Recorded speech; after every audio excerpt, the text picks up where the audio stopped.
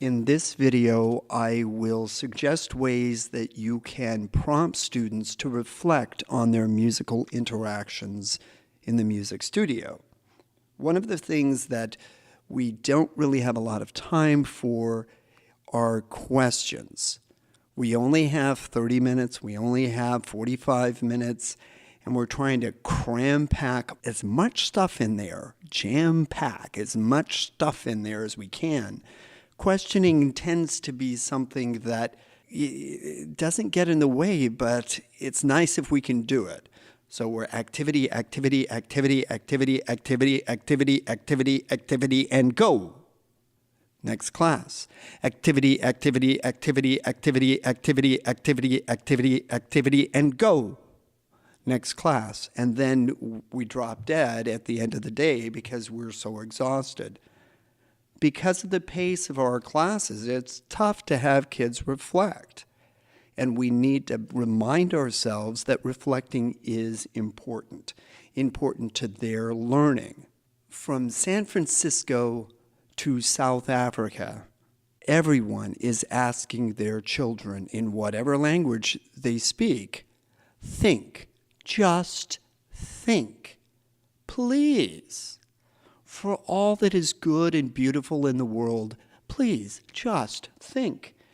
If you ask a child to think, more often than not, you're going to get the shoulders. You're going to get shoulders. You're not going to get a response. So to help children from an early age to as old as you have them, to get those kids to verbalize what they're doing or have done or thinking about musically, we need to give them some prompts. And the prompts need to be related to the big picture. In another video, I gave you the big picture, as you can see here in this graphic, of create. In music, we create, we perform, and we respond. And I went into various things on that. The first set of prompts I came up with were questions.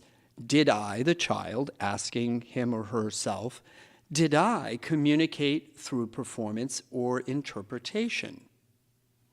Yes or no? Or how? And then, did I imagine or develop a musical idea? Did I create something? Yes or no? And then finally, today, did I listen/watch and discuss a musical performance? In center-based learning, in personalized learning, you're going to share, and that's the time where children are going to reflect and respond. While these are the big picture ideas, there's more to it than this. What we're supposed to do is based on our school district's curriculum. And the school district's curriculum is going to be something of a five-fold music program, which has been around for 150 years or more. Kids will sing, kids will play, kids will move, kids will read and write, and kids will learn about history of music.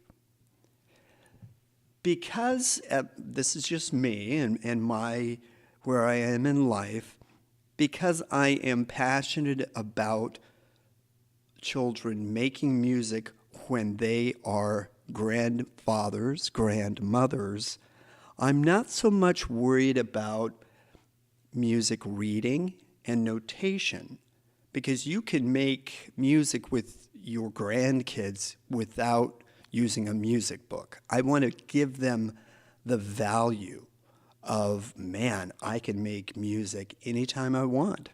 So I focus, me personally, Mark, I focus on what you see here. Sing, play, move, compose, improvise, and orchestrate, changing instruments. Those are my the focuses, the foci, whichever. So using PowerPoint, I created a series of slides that were on my smartboard. And one of them is this little guy thinking, today, did I sing or play instruments? Kind of yes or no. Helping the kids reflect on what they've done. Today, did I integrate 2 or more creative arts? Now, this is in the national standards, and basically this covers movement. When children move to music, this is integrating 2 or more arts because it's dance. And so when you're into that, I have to integrate arts together. Dance is the go-to thing most of the time. Today, did I improvise, compose, or arrange? Yes or no? And then, today, did I collaborate with others? These are the things that all personalized learning kind of hits on. Collaboration. I mean, that's one of the big picture things. And then, lastly, because notation is important, and there are times when notation needs to be there, it just doesn't need to be in their face all the time. Today, did I or have someone else notate my music? There are times when I will notate children's music because it is appropriate at that time, because there is a need to read notation or to record your musical thoughts accurately. And that's an important thing to reinforce. There is an appropriate time to record your musical thoughts accurately in notation. Then there's this piece about listening. Music is an oral art. It is all about listening. It has nothing to do with the eyes. It has everything to do with the ears. And if we're listening to music, then we're getting the good stuff. And not listening as in I'm listening to the radio, but listening in a very critical way. Not critical as in nasty, but a very focused way. You know what I mean. As you see from this particular slide, the lowest common denominator in music, when you distill everything down to its bare bones, it's listening. It's listening. Listening looms large in my pedagogy. I'm always asking them, how did you know? How did you know? How did you know this wasn't working?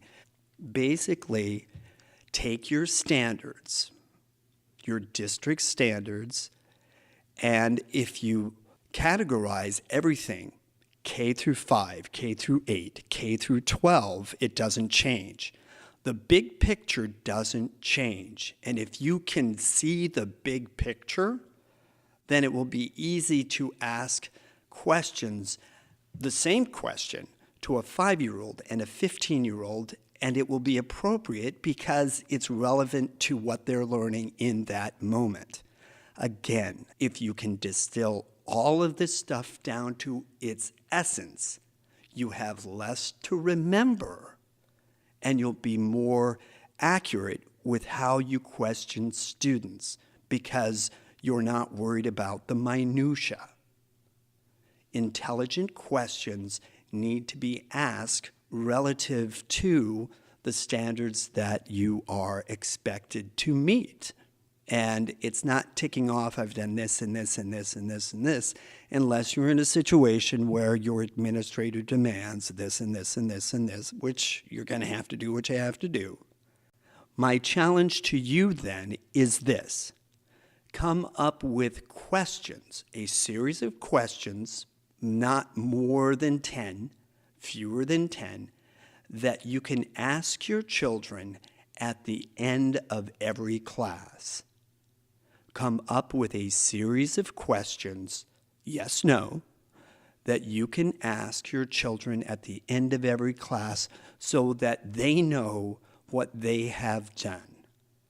This is more of an informal assessment of their awareness of what they were doing. I know you can do it, and I'll show you how I did that in my music studio in another video. Take care. Bye-bye. Be, be, be.